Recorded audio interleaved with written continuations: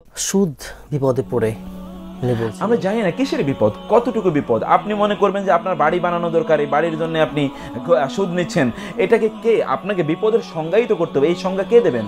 এই সংজ্ঞা দেওয়ার জন্য একজন আলেমের ধারস্থ হতে হবে যে বিপদ বলতে কি বোঝায়।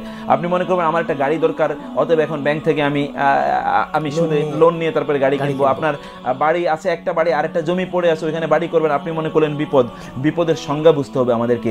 বিপদ মানে হচ্ছে ওইটা গ্রহণ না করলে তিনি মারা যাবেন। এটাকে বলা হচ্ছে ফামানিতুররা গায়রা বাগিন ওয়ালা আদিন ফালা ইসমা আলাইহি।